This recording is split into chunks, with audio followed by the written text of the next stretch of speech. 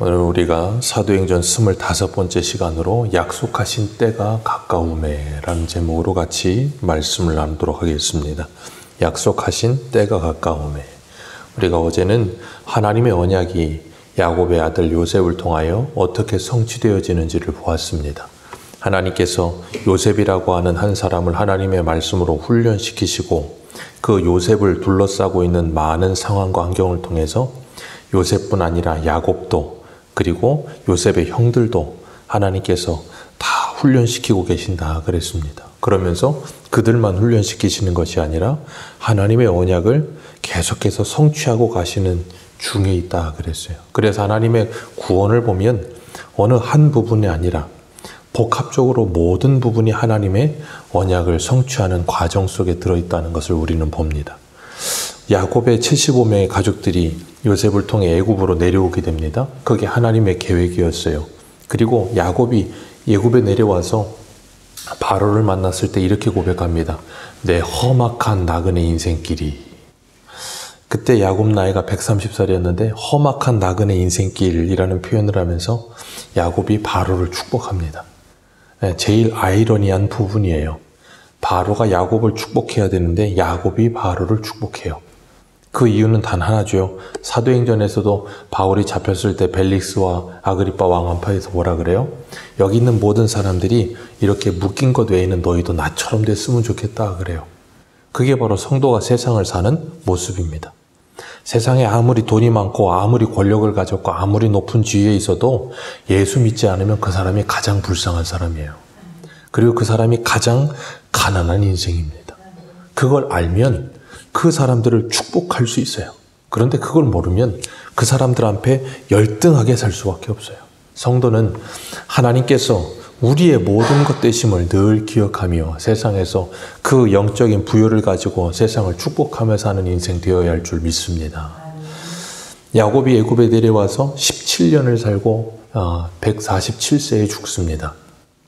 그가 나이 늙어서 죽게 되는데 그가 12아들에게 축복하고 나서 유언을 해요. 유언하기를 뭐라 그러냐면 자기를 이 애굽 땅에다가 매장하지 말고 자기 할아버지인 아브라함이 햇사람 에브론에게서 산 그 막벨라 굴에 매장해달라고 부탁을 합니다. 그리고 가요. 그래서 그 아들 요셉이 자기 아버지를 애굽 가나안 땅까지 가서 거기에다 장사 지내고 오게 되죠. 그걸 통해서 야곱이 지금 그 아들들에게 뭘 보여주고 있는가 하면 나는 이 애굽 땅에서 살다가 애굽 땅에 묻힐 인생이 아니라는 걸 말하고 있는 거예요. 나는 저 약속의 땅인 가나안 땅에 있어야 될 사람이라는 걸 가르치고 있는 겁니다. 자기 아들 요셉이 애굽의 총리예요. 만약에 애굽에서 장자 지낸다면 아마 피라미드는 아니라 할지라도 엄청나게 원대하고 크게 장사를 지낼 수도 있습니다. 그런데 야곱은 그런 걸 원하지 않아요. 그게 자신의 본분과 삶이 아니라는 걸 알았던 겁니다. 자기는 약속의 후손이라는 거예요.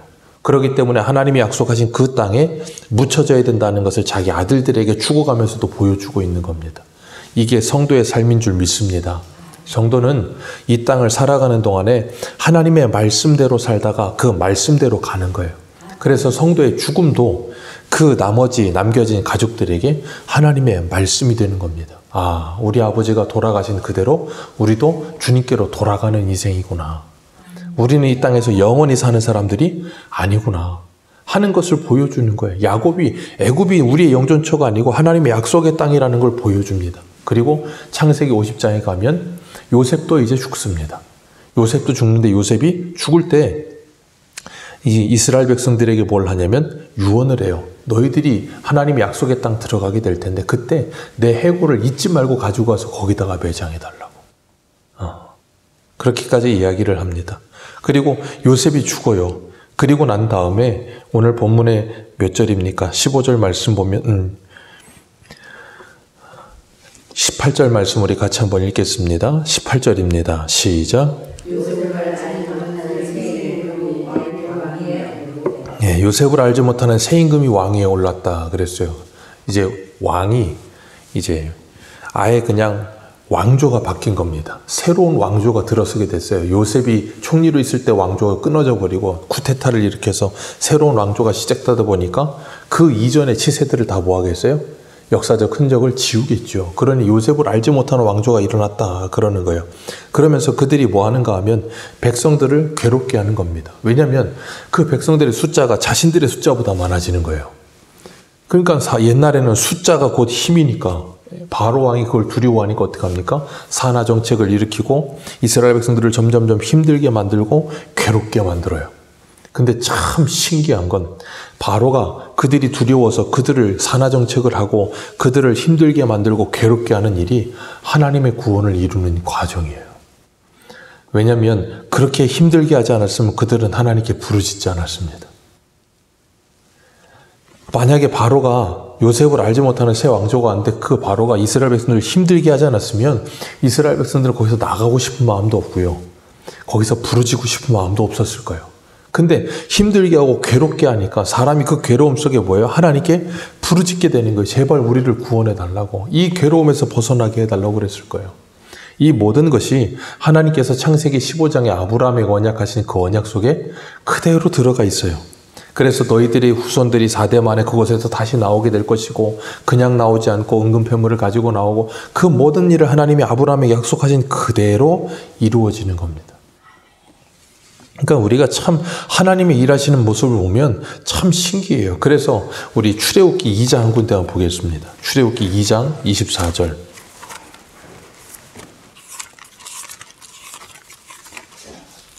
출애굽기 2장 24절입니다.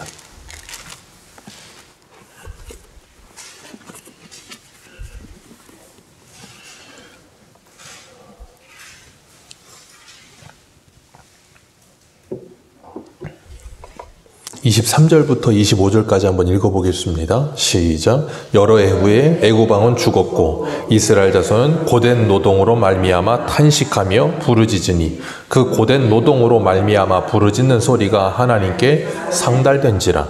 하나님이 그들의 고통의 소리를 들으시고 하나님이 아브라함과 이삭과 야곱에게 세운 그의 언약을 기억하사 하나님이 이스라엘 자손을 돌보셨고 하나님이 그들을 기억하셨더라. 아멘. 자, 바로가 이 일을 하는 일에 촉매제 역할을 한 거예요. 그래서 이스라엘 백성들이 부르짖습니다. 그랬더니 하나님께서 어떻게 하세요? 그 부르짖는 소리를 들으시고 언약을 기억하셨다. 그리고 이스라엘 백성들을 기억하셨다. 하나님이 그들을 잊고 계셨을까요? 아니요. 하나님은 그들을 잊고 계신 적이 한 번도 없어요. 계속해서 그들을 지켜보고 계십니다. 근데 누가 기억하게 될까요? 이 부르짖음으로 말미암아 그들이 하나님을 기억해요. 그리고 하나님께 부르짖는 거예요. 그런데 오늘 본문 17절을 보면 사도행전 7장 17절에 스데반은 설교하면서 이렇게 말합니다. 하나님이 아브라함에게 약속하신 때가 가까우매. 창세기 15장에 네 후손이 4대 만에 돌아오리라 그랬어요. 정확하게 430년 만에 돌아오게 되는데 그 때가 가까우니 이스라엘 백성들이 애굽에서 뭐 했다고요? 번성하게 됩니다. 많아지게 됩니다. 그래서 이런 일이 일어나고 그래서 그들이 부르짖게 되고 그 모든 일련의 일이 하나님의 때가 차서 된 거예요. 그러면 생각해 보십시오. 하나님이 430년이 되기 전에 이스라엘 백성들이 한 330년에 이스라엘 백성들이 하나님께 막 부르짖었으면 하나님이 부르짖음을 들으시고 하나님께서 그들을 애굽에서 구원하여 내셨겠죠? 아닙니다. 하나님은 하나님의 때에 하나님의 일을 하십니다. 330년에 부르짖어도 하나님은 그 소리를 듣지 않으십니다. 왜요? 하나님이 약속하신 때가 되지 않았거든요. 그러니까 이게 하나님의 타이밍은 기가 막힌 거예요. 아브라함에게 약속하신 그 때가 가까워 오고 왕조가 바뀌고 그들이 이스라엘 백성을 괴롭게 하고 괴롭게 하여 이스라엘 백성들은 그 때가 찬 것도 모르고 하나님께 부르짖었는데 그 부르짖음이 그때와 마저 뭐예요? 하나님의 일이 되어지게끔 하나님이 그 모든 일을 섭리하고 계시는 거예요. 우리가 주일 저녁에 사무엘상 보면서도 사울이 사무엘을 만나는 그 기가 막힌 타이밍과 같이. 그래서 이스라엘 백성들이 바벨론의 포로로 끌려갔을 때도 하나님이 이렇게 말씀하세요. 예레미야 29장 10절에 여호와께서 이와 같이 말씀하시니라. 바벨론에서 70년이 차면 내가 너희를 돌보고 나의 선한 말을 너희에게 성취하여 너희를 이곳으로 돌아오게 하리라. 여호와의 말씀이니라. 너희를 향한 나의 생각은 내가 하나니 평안이요 재앙이 아니니라. 너희 미래에 희망을 주는 것이니라. 그러니 너희들은 내게 부르짖어야 할 것이니라. 언제까지요? 그 70년이 차기까지. 그래서 다니엘서 보면 다니엘서 9장에 다니엘이 예레미야의 서책을 읽다가 예레미야 형편함이 70년에 그치리라 하신 말씀을 읽고 그 70년이 찬 걸 알고 뭐예요? 금식하며 베옷을 입고 하나님께 기도하잖아요. 그리고 그 하나님의 때가 참에 그들이 하나님의 구원을 경험하게 돼요. 그 모든 일을 하나님 누구를 사용해서 하세요? 고레스를 사용해서. 그래서 이사야 45장 보면 나의 목자, 나의 기름 부음 받은 고레스라는 표현을 쓰시면서 고레스 태어나기도 전에 히스기야 때 몇백 년 전에 이미 그 말씀하시고 이름까지 정해놓으시고 그를 통해서 하나님이 그 모든 일을 이루시겠대요. 고레스가 그거 알아서 했을까요? 아니요. 고레스 하나님 알지도 못합니다. 근데 하나님께서 그 마음을 불러일으켜서 그 모든 일이 되게 하시는 거예요. 그리고 오늘 본문에 보면 이 20절 같이 읽겠습니다. 시작. 그때에 거기까지만 읽습니다. 그때가 언제입니까? 19절에 바로가 요셉을 알지 못하는 새 왕조가 일어났고 그 왕이 이스라엘 백성들이 무서워서 괴롭게 한 그때에. 그때가 언젠데요? 하나님이 아브라함에게 약속하신 그 4대가 찬 그때에. 하나님이 누구를 보내세요?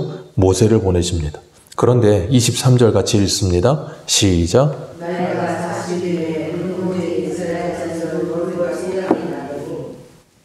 나이가 40이 됩니다. 그런데 그 40이 됐을 때 자기 백성을 돌아볼 마음이 생겼어요. 근데 하나님께서 모세를 사용하지 않으시죠. 그리고 모세를 미디안 광야로 보내십니다. 그 40세 때의 모세는 어떤 상태에 있었어요? 애굽의 모든 것을 다 배워서 그가 능통한 사람이었어요. 애굽의 말도 능통했고 문무가 겸비되었던 완벽한 타이밍의 때입니다. 그런데 이 모세를 하나님께서 그때 사용하지 않으세요. 22절을 보면 뭐라 그래요? 그의 말과 그의 하는 일이 능하더라. 말 잘합니다. 그리고 애굽의 모든 무술을 배워서 문무가 능했어요. 근데 이 모세를 미디안 광야로 보내세요. 거기서 어떻게 하세요? 30절 같이 29절부터 읽습니다. 시작. 모세가 이 말 때문에 도주하여 미디안 땅에서 나그네 되어 거기서 아들들을 낳으니라. 40년이 참에 천사가 신의 광야에 같이 떨기 불꽃아 그를 보이거늘. 자, 하나님께서 40년이 참에 모세를 부르십니다. 그때 모세가 뭐라 그래요? 나는 말이 둔하여. 자, 말이 능할 때는 하나님이 뭐 하세요? 사용하지 않으세요. 하나님께서 모세를 흔히 우리가 이야기할 때 미디안 광야 가서 40년 동안 훈련시키셨다 그러잖아요. 뭘 훈련시키셨을까요? 뭔가 대단한 능력을 갖도록 훈련시키신 게 아니고요. 이 40세가 돼서 자기 독성을 돌아볼 마음이 생기고 말과 모든 일에 능하던 모세를 말과 모든 일이 능하지 않은 상태가 되게 만드신 거예요. 그 말이 뭐예요? 쉽게 말하면 모세의 모든 힘을 싹 다 빼버리신 거예요. 그리고 80세에 때가 참에 누구의 때요? 하나님의 때요. 누구의 때요? 아브라함에게 언약하신 그 때요. 그러니까 그 때가 되기 전까지는 하나님께서 뭐 하지 않으세요? 일하지 않으세요. 그리고 그 때가 찰 때까지 뭐 하고 계세요? 하나님의 사람을 훈련시키시는 거예요. 어제 우리가 봤던 요셉도 그렇게 훈련이 된 거예요. 그리고 요셉을 향한 하나님의 때, 그리고 아브라함에게 언약하신 그 때가 이루어지기 위한 기가 막힌 하나님의 시간에 하나님께서 요셉을 애굽으로 보내시고 75명의 야곱의 식솔들을 애굽으로 보내시고 그 모든 일이 되어지는 가운데 모세도 태어나게 하시고 누구의 때요? 하나님의 때. 그리고 40세가 아닌 80세의 하나님의 때에 모세를 데려다가 아브라함의 430년이 기가 막힌 타이밍에 맞게 하셔서 이 모든 일이 복합적으로 누가 이루고 계신다고요? 하나님이. 그러니까 모세가 태어나는 거 이스라엘 백성들이 알았을까요? 몰랐을까요? 몰라요. 모세가 미디안 광야에 가서 40년 동안 훈련을 알아요? 몰라요? 몰라요. 그러니까 우리도 마찬가지예요. 우리가 가끔 우리의 인생을 보면 모르지만 드라마 보시면 우리는 전지적 작가 시점에서 드라마 보잖아요. 그러니까 드라마의 이 배우들이 어떤 한 측면을 배우 역할을 하는데 나이 드신 할머님들이 특히 그래요. 드라마 보면서 자꾸 혼잣말을 해요. 아우 제가 저렇게 했는데 너 그것도 모르니 그러면서 혼잣말을 드라마에 대고 그렇게 하십니다. 할머니들이. 그러면서 이렇게 됐잖아. 제가 너를 좋아하잖아. 그걸 왜 모르니? 그러면서 막 화를 내요. 막. 왜요? 자기는 작가처럼 모든 걸 다 보고 있으니까 아는 거예요. 근데 거기 있는 그 배우는 배우지만 그 상태에서는 모르는 상태로 배우 역할을 한단 말이에요. 이스라엘 백성들 마찬가지예요. 자기에게 이루어지기를 몰라요.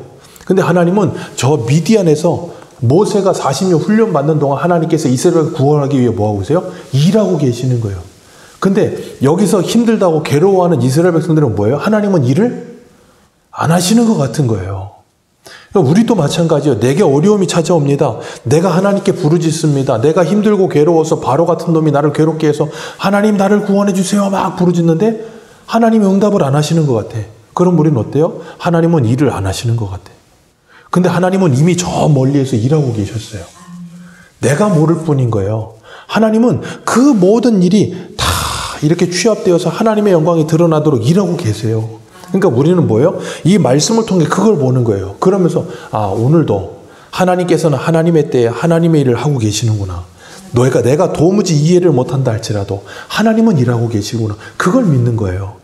그래서 욥기 23장에 보면 10절에 나의 가는 길을 오직 그가 아시나니 그 유명한 말씀 그 위에 8절부터 뭐라 그럽니까? 내가 좌를 보고 우를 보고 앞뒤를 봐도 하나님이 보이지 않는다고. 분명히 하나님이 일하시는 건 아는데 아무리 찾아도 하나님이 보이지 않는다고. 그러나 나의 가는 길을 오직 하나님이 아시나니 그가 나를 단련하신 후에는 내가 정금같이 나올 거라는 걸 믿는다는 거예요. 우리가 그 믿음 가지고 사는 거예요. 그래서 하나님은 하나님의 때에 일하십니다. 우리의 때에 일하지 않으세요.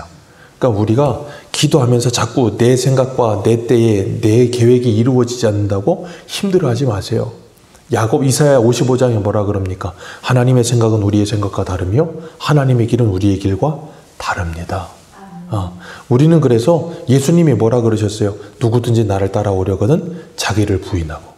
자기를 부인함이 뭐예요? 자기 생각, 자기 계획, 자기 길, 자기의 때를 부인하고 하나님의 때를 기다리는 거예요.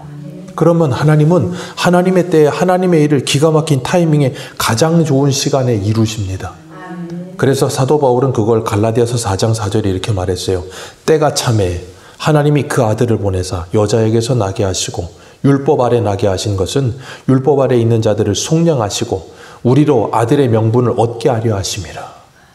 때가 참에 하나님께서 모세를 보내신 것처럼 때가 참에 하나님이 예수님을 보내주신 거예요.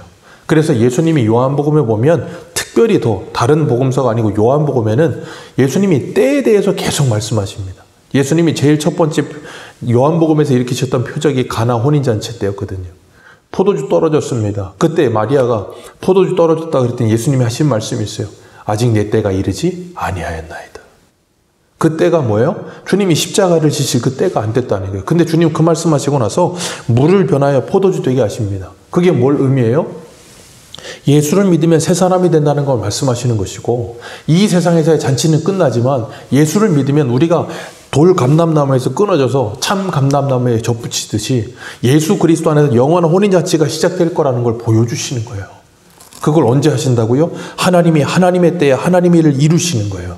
그래서 우리는 인생을 살아가면서 정말 하나님께서 이 역사의 주관자 되시고 이 모든 것의 주인 되시는 줄 알고 그 하나님의 주권을 믿으면서 오늘을 사는 거예요. 참새 2마리도 하나님이 허락하시지 않으면 공중에 날아가는 참새도 떨어지지 않고 참새 2마리도 팔리지 않습니다. 하물며 하나님의 백성인 우리들을 향한 하나님의 계획은 하나님이 이루시지 않으면 절대. 하나님이 이루시지 않으면 절대. 그래서 예수님이 잡혀가실 때도 뭐라 그래요? 내가 성경을 응하게 하려고. 내가 하늘을 명하여 12대영 더 되는 하나님의 영을 보내 이걸 다 쓸어버릴 능이 없겠느냐? 성경을 이루기 위하여 하나님의 때에 하나님의 일이 지금 되고 있는 중이다. 그래서 겟세마네 동산에서 뭐라고 기도하세요? 나의 뜻대로 마옵시고 아버지의 뜻대로 하옵소서. 그렇기 때문에 우리가 이 말씀을 통해서 정말 하나님의 때가 있다는 것을 믿는다면 우리가 오늘을 살면서 하나님의 때를 기다릴 수 있는 아름다운 믿음이 있어야 될 줄 믿습니다. 주님 분명히 말씀하셨거든요. 내가 속히 오리라. 근데 주님께서 속히 오리라 말씀하신 지 2000년이 지났어요. 그러니까 사람들은 뭐라 그래요? 야, 속히 온다고 하더니 어디 오냐? 안 온다 그런단 말이에요. 그게 베드로후서 3장이잖아요. 말세가 되면 사람들이 기롱하고 조롱한다는 거예요. 그런데 주님 뭐라 그러세요? 하나님께는 하루가 1000년 같고 1000년이 하루 같은. 그러면서 주님은 모든 사람이 멸망을 받지 않고 구원함을 받고 회개하고 구원함을 이르기를 오래 기다리고 참고게 되신다. 그렇기 때문에 우리는 뭐예요? 그 하나님의 때가 오고 있음을 기다리면서 뭐예요? 믿음으로 오늘을 사는 거예요. 우리 한 군데만 읽겠습니다.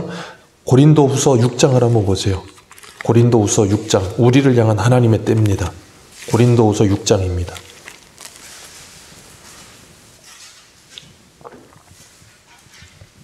고린도후서 6장 1절과 2절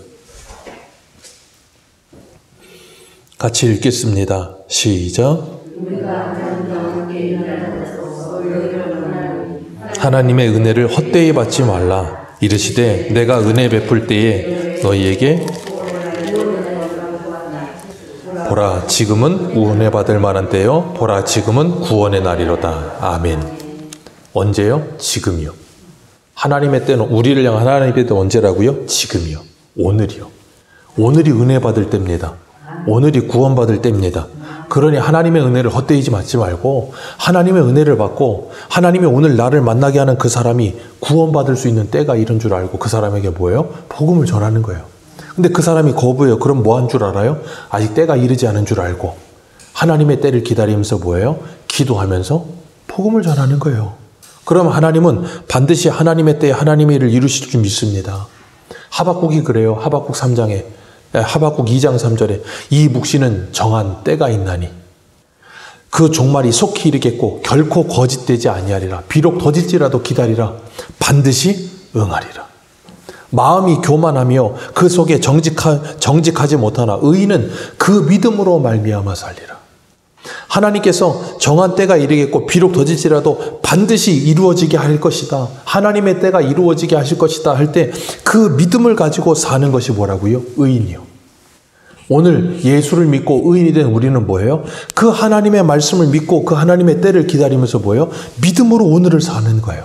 그러면서 오늘 은혜 받아서 그 은혜 받은 사람으로 오늘을 사는 거예요. 생각해 보십시오. 오늘 본문에 야곱은 죽었어요. 요셉도 죽었습니다. 그 약속을 받았던 아브라함도 죽었고 이삭도 죽었고 야곱도 죽었고 요셉도 죽었어요. 다 죽었습니다. 그 사람들 하나님의 때를 받습니까? 못 받습니까? 못 받죠. 근데 하나님의 약속을 받았습니까? 못 받았습니까? 받았죠. 하나님의 약속을 받았고 하나님의 약속이 이루어질 걸 믿고 죽는 날까지도 유언으로 뭐 했어요? 하나님께서 너희들을 권고하셔서 저 가나안 땅에 들어가게 하실 것이라고 요셉이 유언하잖아요. 야곱도 마찬가지로 나를 여기 말고 저기다 저기다 묻어달라고 하잖아요. 그러니까 믿음의 사람들은 이 땅에 와서 죽는 날까지 그 약속 붙들고 소망하면서 그 나라를 바라보다 가는 거예요. 그러면 다시 한번 질문 드립니다. 아브라함과 이삭과 야곱과 요셉은 하나님의 때를 봤습니까? 못 봤습니까? 하나님의 때를 본 거예요. 하나님이 자신들을 향한 하나님의 때를 이미 경험했잖아요. 하나님께서 아브라함을 통해서 이루시겠다는 그 큰 원대한 뜻은 이루어지지 않았지만 아직 자신들을 향한 하나님의 뜻은 다 이루어졌어요. 왜요? 오늘이 바로 그때거든요. 오늘을 믿음으로 살아가면서 자신을 향한 하나님의 계획은 다 이루어진 거예요. 그리고 그 사람들 한 명 한 명이 이루어져 하나님의 원대한 계획을 이루는 과정 속에 있을 뿐이에요. 그러나 그 과정 속에 있지만 우리는 이미 나를 향한 하나님의 계획은 다 이루어지는 거예요. 그렇기 때문에 우리가 오늘도 하나님께서 우리에게 주신 이 말씀을 붙들고 저 하나님의 나라를 바라보면서 히브리서 11장 13절은 이렇게 말해요. 이 사람들은 다 믿음을 따라 죽었으며 약속을 받지 못하였을 때 그것을 멀리서 보고 환영하며 또 땅에서는 외국인과 나그네임을 증언하였으니 그들이 이같이 말하는 것은 자기들의 본향을 찾는 자임을 나타냅니다. 멀리서 보고 환영하며 우리도 멀리서 보고 환영하지만 주님 다시 오실 날이 언제인지 모르지만 오늘도 자꾸 주님께 가고 있는 사람들이 많아집니다. 우리도 언제 갈지 몰라요. 그 날을 바라보면서 우리는 이 땅에서 어떻게 살아요? 나그네와 외국인처럼 삽니다. 이 세상에 다른 사람들 같이 살지 않아요. 그럼 우리 자녀들은 우리에게 묻겠죠. 엄마 아빠는 왜 저 사람들처럼 살지 않아? 우리는 이 땅에서 영원히 살지 않고 하나님의 나라에 갈 사람들이야. 하나님의 나라에 갈 사람들, 예수 그리스도를 믿는 사람들은 이 땅에서 하나님의 약속을 붙들고 믿음으로 사는 사람들이야 라고 말해주는 거예요. 그리고 그 주님이 재림하시는 날이 나에게 오지 않는다 할지라도 내 인생의 마지막에 다다랐을 때 우리는 우리 자녀들에게 야곱과 같이 요셉과 같이 아브라함과 이삭과 같이 내가 받은 그 약속을 그들에게 전해주고 주님께 돌아가는 거예요. 그게 성도의 삶입니다. 오늘 우리가 하나님께서 주신 오늘이라고 하는 이 하루를 하나님이 내게 은혜를 주시는 때인 줄 아시고 하나님이 나를 구원하시는 때인 줄 아시고, 그리고 나를 만나는 사람을 구원하시는 때인 줄 아시고, 하나님의 사람으로 믿음으로 오늘을 사는 저와 여러분들 되시기를 축복합니다. 기도하겠습니다.